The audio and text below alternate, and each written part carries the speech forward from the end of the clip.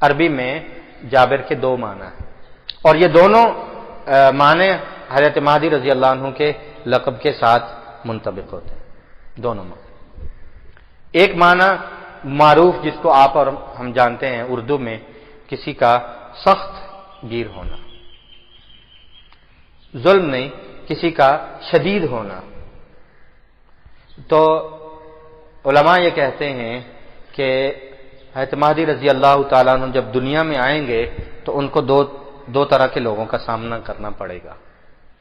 سب سے پہلے ان کا سامنا ہوگا مقابلے میں کفر کا، تو وہ کافروں کے لیے واقعتاً جابر ہیں، یعنی سخت گیر ہیں، اور احکام الہیہ میں، حدود اللہ میں وہ نرم نہیں ہے، اللہ کے دین کو نافذ کرنے میں وہ نرم نہیں ہے۔ جس طرح حضرت عمر رضی اللہ تعالی عنہ کے بارے میں آتا ہے، کان وقافا عند کتاب اللہ، اللہ کی کتاب پر عمل کرنے والے اور دین کو انتہائی سختی کے ساتھ دنیا میں نافذ کرنے والے تھے، جس میں کوئی رو رعایت کسی کی نہیں ہے۔ وہ اس ضمن میں جابر ہیں کہ وہ کافروں کے لیے جابر ہیں اور دین کو دنیا میں، زمین میں نافذ کرنے میں سخت ہیں، اور یہ اچھا وصف۔ یہ جابر ظلم اور تشدد کے معنی میں نہیں، سختی اور پابندی کے معنی میں۔ دوسرا جو نبی کریم صلی اللہ علیہ وسلم نے حدیث شریف میں ارشاد فرمایا، اس کا معنی الجابر الذی یجبر الامہ، کہ جابر کے دوسرے معنی عربی ڈکشنری اور گرامر لغت میں یوں آتے ہیں کہ جابر الجبیرہ سے ہے، جیم با اور را۔ ایک ہوتا ہے الجبر اور ایک ہے الجبر، جبر اور جبر میں فرق ہے۔ یہ الجابر الجبیرہ سے ہے، جس کا معنی ہے ٹوٹی ہوئی ہڈی کو جوڑنے کے لیے جو پٹی یا جو لکڑی باندھی جاتی ہے، عربی زبان میں اس کو جبیرہ کہتے ہیں۔ فقہ کی کتابوں میں جب مسئلہ آتا ہے وضو کرنے کا، کہ جس آدمی کو چوٹ لگی ہو، ہاتھ کی ہڈی ٹوٹی ہوئی ہو اور اس نے وہاں پٹی باندھی ہو، یا ڈاکٹر پہلوان جو ہے وہ ایک لکڑی باندھ دیتے ہیں جس کے اوپر پٹی ہوتی ہے، اور جب ہڈی جڑتی ہے تو وہ خود نرم ہو جاتی ہے، اس کو عربی زبان میں جابر جبیرہ کہتے ہیں۔ فقہ کی کتابوں میں الجبیرہ کے نام سے یہ مسئلہ موجود ہے کہ اس شخص کے لیے اس جگہ کو دھونا ضروری نہیں، وہ اس کے اوپر مسح کر لے جبیرہ کے اوپر، تو اس کا وضو اور نماز ادا ہو جائے۔ الجبیرہ تو الجابر کے معنی جو ان کا لقب ہے اس کے معنی یہ ہوئے، ایک معنی کہ کافر کے لیے سخت، دوسرے معنی کہ وہ ٹوٹی ہوئی ہڈی کو جوڑنے والے، اور یقیناً حضرت مہدی رضی اللہ تعالیٰ عنہ جن حالات میں اس امت میں وارد ہوں گے اور ظاہر ہوں گے، وہ ٹوٹی ہوئی، بکھری ہوئی، منتشر امت کو ایک جگہ جمع کر کے ان کی حالت کو سنواریں گے۔ بکھری ہوئی چیز کو ٹوٹی ہوئی چیز کو جوڑنے والا، بکھری ہوئی امت کو جوڑنے والا، منتشر چیز کو منظم کرنے والا الجابر ہوتا ہے۔ تو حضرت مہدی رضی اللہ تعالیٰ عنہ بالیقین ایک ہڈی کی طرح ریزہ ریزہ بکھری ہوئی امت کو، اس کے بازو کو درست کر کے، قوت بازو بنا کر، اپنے بازو کے ذریعے، جہاد کے ذریعے دین کو دنیا میں نافذ کریں گے۔ تو بکھری ہوئی امت کو کے احوال کو درست کرنا، اس عنوان سے الجابر ان کا لقب بالکل درست ہے۔ اگلی بات ہے ان کے نسب کی، کہ وہ کس خاندان سے تعلق رکھتے ہیں۔ تو ان کے نام میں جس طرح آیا کہ یہ الہاشمی ہے، خاندان نبوت سے تعلق ہے۔ نبی کریم صلی اللہ علیہ وسلم نے ارشاد فرمایا کہ وہ میری نسل سے ہیں، اور میری نسل سے ایسے ہیں کہ فاطمہ سے، اور فاطمہ کے بعد وہ حسن سے ہیں۔ فاطمہ کے دو بیٹے، ایک حضرت حسن رضی اللہ عنہ جو حسنی کہلائے، اور ایک حضرت حسین رضی اللہ تعالیٰ عنہ کی اولاد سے جو الحسینی کہلائے۔ حضرت علی رضی اللہ تعالیٰ عنہ حضرت حسن رضی اللہ تعالیٰ عنہ کو جب دیکھا کرتے کہ وہ کھیل رہے ہیں، ابو داؤد شریف کی حدیث ہے، نظر ابنہ الحسن، حضرت علی نے اپنے بیٹے حضرت حسن رضی اللہ عنہ کو کھیلتے ہوئے دیکھا، تو کہا کہ نبی کریم صلی اللہ علیہ وسلم نے ارشاد فرمایا تھا کہ حسن کی صلب سے، ان کی نسل سے اللہ اس شخص کو پیدا کریں گے جو المہدی ہوگا اور جس کے ذریعے اسلام کا غلبہ آئے گا۔ ابو داؤد شریف میں یہ حدیث تفصیل کے ساتھ موجود، تو وہ خاندان نبوت سے تعلق رکھتے ہیں، اور خاندان نبوت ہاشم ہونے کے ساتھ ساتھ نبی کریم صلی اللہ علیہ وسلم نے ان کی ایک اور فضیلت ارشاد فرمائی، بڑی فضیلت۔ دیکھیے، سید ہونا بہت بڑی فضیلت ہے، ہاشمی اور قریشی ہونا بہت بڑی فضیلت ہے، لیکن آج اگر کوئی سید، کوئی ہاشمی، کوئی قریشی یہ کہہ دے کہ میں اہل بیت میں سے ہوں تو آپ مان لیں گے؟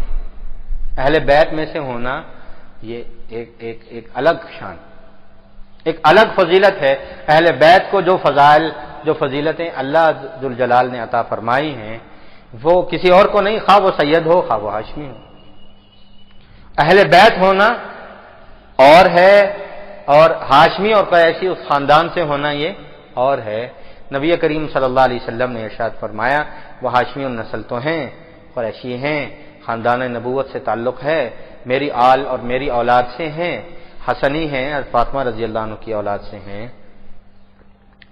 اس کے ساتھ اللہ نے ان کو ایک اور فضیلت عطا فرمائی کہ اللہ نے ان کو وہی فضیلت عطا کی ہے، ان کا وہی درجہ ہے، وہی مقام ہے جو اہل بیت کا ہے۔ جو فضیلت اللہ ذوالجلال نے اہل بیت کو دی، اہل بیت کون؟ حضور علیہ الصلوۃ والسلام کی ازواج، بیوی، نبی کریم صلی اللہ علیہ وسلم کی اولاد، جو رسول کے گھرانے کو، رسول اقدس صلی اللہ علیہ وسلم کی فیملی کو، نبی کریم صلی اللہ علیہ وسلم کے گھر کو جو فضیلت حاصل تھی، خاص گھرانہ، خاص نبوت کا گھر، نبوت کی اولاد، نبی کریم صلی اللہ علیہ وسلم کی ازواج، اللہ نے ان کو جو فضیلتیں عطا فرمائی تھیں، جو احکام ان کے ہیں، وہی احکام محمد بن عبداللہ المہدی رضی اللہ عنہ۔ تو نبی کریم صلی اللہ علیہ وسلم نے ارشاد فرمایا، سنن ابن ماجہ کی حدیث ہے کہ المہدی منا من اہل البیت، مہدی ہم میں سے تو ہیں، ہمارے خاندان سے، من اہل البیت، اہل بیت میں سے بھی ہیں، اللہ نے ان کو وہ فضیلت بھی عطا کی ہے۔ اور ان کے حلیہ نبی کریم صلی اللہ علیہ وسلم نے پوری تفصیل کے ساتھ احادیث میں ارشاد فرمایا۔ سنن ابن ماجہ کی ایک حدیث میں ہے ان تمام تفصیلات کے ساتھ کہ وہ ہاشمی النسل ہیں۔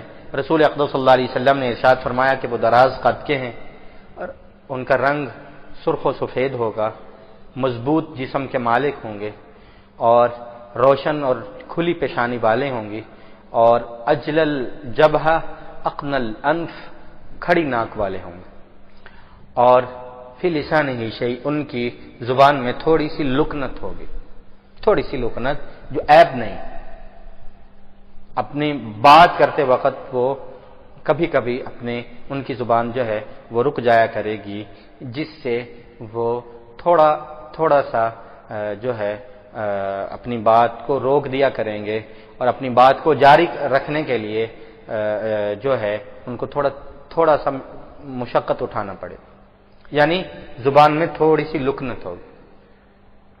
یہ ان کا حلیہ نبی کریم صلی اللہ علیہ وسلم نے ارشاد فرمایا۔ ابو داؤد شریف میں یہ حدیث ہے، سنن ابن ماجہ کی ایک طویل حدیث میں موجود ہے۔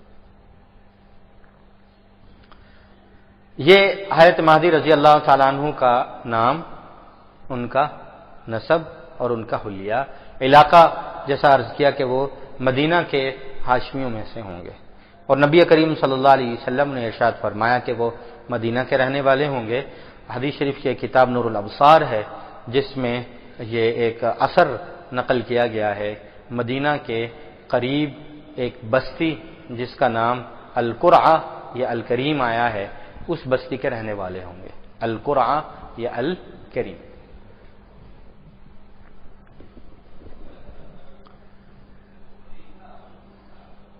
حضرت مہدی رضی اللہ تعالی عنہ کن حالات میں آئیں گے؟ کچھ ان کے آنے سے قبل کی علامات. اس کو شروع کرنے سے پہلے ایک دلچسپ بات آپ کو عرض کر دیتا ہوں کہ دیکھیے آج کے جدید زمانہ میں جب کسی کا اتنا تفصیلی حالت معلوم ہو، اس کا نام، والد کا نام، علاقے کا نام، قبیلے کا نام اور رنگ و نسل، حلیہ، قد و قامت، آنکھوں کا رنگ اور پیشانی اور ناک، اتنی تفصیلی خبر اگر حدیث شریف میں موجود ہے تو یہود یا کفر جو ہے وہ اس سے غافل نہیں. ان احادیث کو سامنے رکھ کر انہوں نے کچھ عرصہ قبل ایسے آدمی کی تلاش شروع کی جو آ کر اسلام کے غلبے کا سبب بن سکتا ہے اور کفر کے توڑنے کا سبب بن سکتا ہے. پوری محنت کے ساتھ میدان میں اترے اور اس نام، اس حلیہ، اس قد و قامت کی تلاش شروع کی. ڈیٹا موجود ہے، کمپیوٹر موجود ہیں، روابط موجود ہیں، حکومتیں ان کے انڈر ہیں. تو اللہ ذوالجلال نے حضرت مہدی رضی اللہ تعالیٰ عنہ کی حفاظت کا بڑا ہی اچھا طریقہ کیا. ایک طریقہ ہے، ایک ذریعہ ہے ان کا نام اور ان کا نسب. وہ کیسے؟ وہ اس طرح کہ ان کا نام کیا ہے؟ محمد بن عبداللہ اور خاندان بنو ہاشم. جب نبی کریم صلی اللہ علیہ وسلم نے بتایا کہ وہ ہاشمی ہیں اور مدینہ سے تعلق رکھتے ہیں تو بڑی آسانی سے ایسا شخص مل جانا چاہیے تھا کفر کو جنہوں نے اس کی تلاش شروع کی، اس کو پہلے ہی ختم کیا جائے یا کچھ بھی کیا جائے. تو انتہائی تلاش کے باوجود ایسا شخص نہیں ملا. وجہ نام و نسب ہے کہ محمد بن عبداللہ نام ہو، ہاشمی النسل ہو، مدینہ اور مدینہ کے متصل آبادیوں کے رہنے والا ہو. اللہ ذوالجلال نے یہ انتظام فرمایا کہ ہاشمیوں میں، عربوں میں بالخصوص ہر دوسرا تیسرا شخص محمد بن عبداللہ ہے. اس نام کو اتنا عام کر دیا گیا، عرب میں آپ کسی سے پوچھیں تو دوسرا تیسرا شخص محمد بن عبداللہ، 2-3 نام بہت زیادہ ہیں. اور ہاشمیوں میں تو آل نبوت میں تو یہ نام ویسے بہت عام ہے.